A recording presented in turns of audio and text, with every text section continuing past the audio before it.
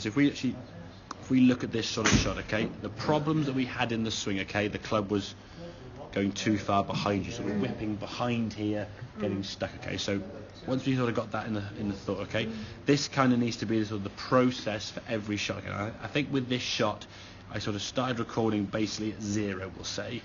You hit the golf ball, I think, between sort of 25 and 30 seconds, and that's kind of what we're looking for every shot. So there's been some discipline with, here's my practice to the side of the ball, okay, so I make a practice swing, left arm now a lot higher, as you can see. So the club now on the way back is more, as you can see, in front of us, pointing toward the camera, whereas this position last time, the club was kind of over here somewhere, yeah? Really behind you. And from that position, hitting the ball is almost impossible. The angles you're creating aren't. So what? And that's the thing, and this is why I said a lot of people. I had the same conversation with a guy the other week. I said, look, you haven't become a bad golfer. It's the positions you're putting yourself in are limiting your ability. It'd be like trying to play football for one day. So, okay, I'm going to tie your shoelaces up and play football with your feet tied together.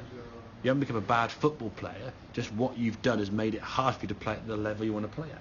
The same with golf. If you start creating positions, and things happen just sometimes for no reason or rhyme or whatever, you start doing things potentially, and this is maybe a reason why, it's been a bit colder and you're not quite able to turn so much, or the club's got to get behind me somewhere, so rather than turning your shoulders and the club taking the club back, I'll just pull my arms in behind me.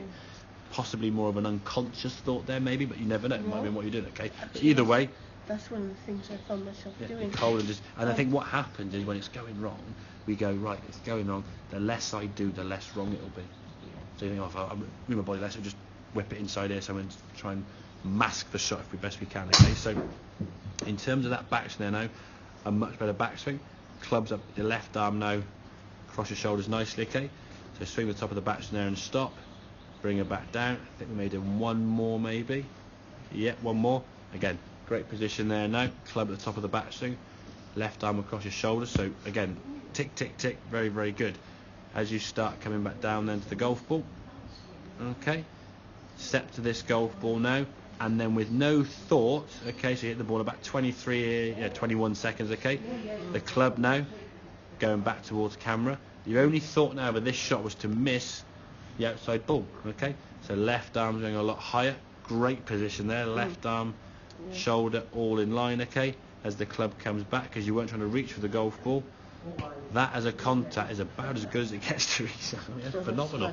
Strike in the middle of the golf ball there now, and then just twist through to the finished position, okay. So we can just go through that sort of process there for 25 seconds. Do that, okay. So I would say, if needs be, I can almost sort of write this down in an email when I send it through to you, okay? The sort of the sequence of events. So we start off with a practice movement or a drill, getting the club working up there. So we're going to work on that with the wall there. Get the feeling the wall is away from the club there. Only swing to about here kind of thing with that drill, okay? Just get the feeling of the club working up more. And then maybe do a full swing practice, okay? So we just do a practice drill, another practice movement, okay? Club back down. Maybe the next thing now we could do a full swing. Okay, and then we've done those two things there.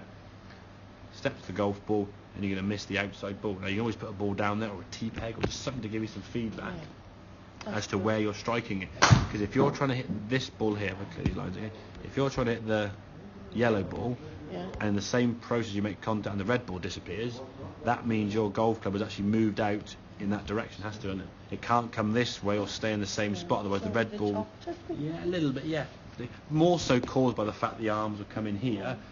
Where are they going to go? You've either got to come out this way, or they then go out that way. So one of the two is going to cause that. I'm sure. And take the positives. You played well 3 or 4 games. What happens then? You just sort of slightly tip off that position you want to get to. And we know this game is all about confidence. You have 1 or 2 shots that sort of scuttle off to the right there. If your thought was, as you said, I'm hitting the top of the golf ball, your reaction after the first one's probably like, oh, that's a bad shot, never mind. Then you get 2 or 3 of them, oh, hang on a second, I'm doing something wrong there now. Then you start trying to do something to accommodate what you thought you were doing. You thought you were catching top of the golf ball, which, to be fair, if the ball's going low on the ground, that's the logic, it's doing that. Okay? Went back on my back thing to lift it up, which I haven't done yet. Yeah, exactly. So you're trying to do things that aren't going to work. Okay, does that kind of make sense then, yeah? That's great. Excellent, good stuff.